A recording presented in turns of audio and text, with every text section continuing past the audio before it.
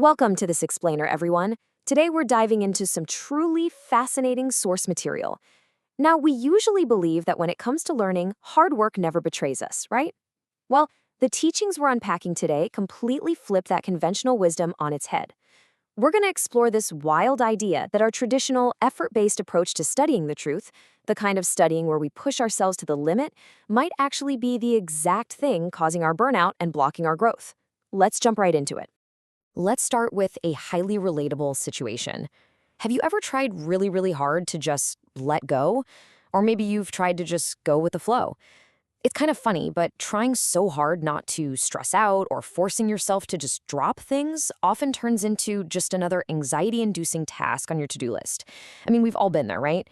Trying to force ourselves to relax only to end up more tense and exhausted than when we started. This perfectly mirrors a real dilemma from a student whose story forms the basis of the material we're looking at today. They confessed, "I tried not to force it, but the study feels overwhelming, and I'm anxious I won't be able to digest it all."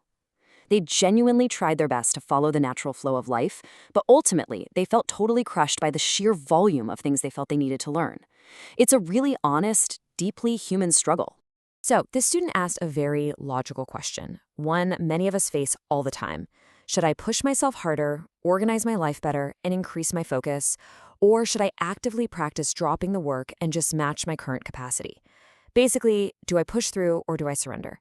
It's the ultimate crossroads we hit whenever we're trying to gain any kind of deep realization in life.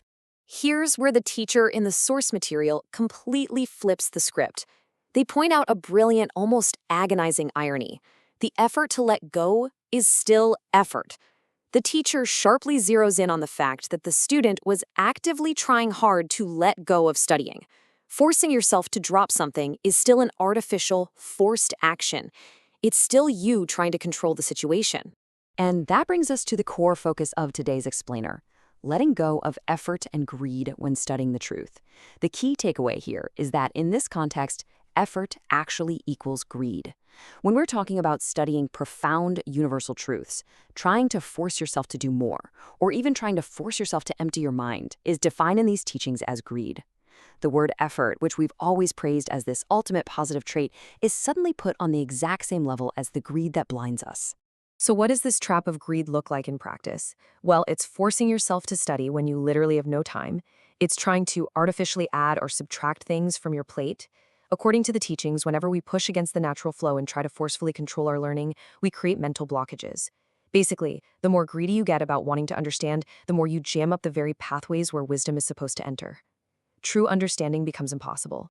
So why exactly does our effort fail us here? Let's move to section 1, the paradigm shift, knowledge versus truth. There is a fundamental difference between these two. Worldly knowledge requires you to forcefully input data into your brain. It demands hard work. But universal truth? That's a whole different ballgame. Truth is designed to flow in naturally, without any forced labor. When you're studying the truth, it's not about cramming facts into your head. It simply demands natural, effortless absorption. The real problem, though, is that we are all totally conditioned by our hard work habit. Ever since our school days, we've been trained to memorize facts and taught that working relentlessly guarantees success. But the moment you take that fierce, aggressive approach and apply it to spiritual studies or the study of truths, you instantly shut down your receptivity. Our old formula for success literally becomes the shackles that block our growth today. Okay, let's dive into section 2, which explains the unseen mechanism behind all this: quantum energy. In these specific teachings, quantum energy isn't just some complex physics term. It's used as a metaphor for the pure essence of spoken truth. It's an invisible, natural force that operates entirely on its own. You cannot forcefully push or pull it using your human desires. No matter how much you try to control it with your greed or your effort, this energy simply will not be manipulated. It moves by its own laws. So how does true absorption actually happen? It's a beautiful mechanism. The teacher speaks, and that quantum energy is released. All you have to do is listen joyfully, without pressure. When you do that, natural absorption occurs. The energy literally superposes. It layers itself deeply into your soul. Even if your conscious mind forgets the exact words a split second later, it absolutely doesn't matter. The energy is already stacked up inside you. Pretty mind-blowing, right? And here's the absolute best part. You do not need to understand everything. This should be a massive, massive relief if you're feeling overwhelmed. The teachings emphasize that the truth is absorbed exactly to the degree you can handle it. If a concept doesn't make sense right now, don't force it. Just let it flow right past you. Absorb what you can naturally and let the rest go. Knowing that our efforts can actually block this energy, how should we approach things? Let's move to section 3, the natural way to study. This effortless process is radically simple. Step 1, just listen when time naturally allows. Don't force time that doesn't exist. Step 2, genuinely enjoy the experience without any pressure. And step 3, trust the process and allow your inner capacity, or mass, to naturally transform on its own. Don't try to do more, don't try to do less. Just be in that pure state of wanting to listen. That's the ultimate secret to letting go of effort and greed in your studies. The source material has this fantastic quote, "Do not try to do better, just have fun listening." This directly dismantles that nasty inner perfectionist we all have. Thinking things like, "I need to digest all of this," or "I need to be better than I was yesterday," doesn't make the truth enter you even 1 second faster. The teachings remind us that when we just sit back and have fun listening, the energy takes care of itself. Ultimately, these teachings remind us of something incredibly profound.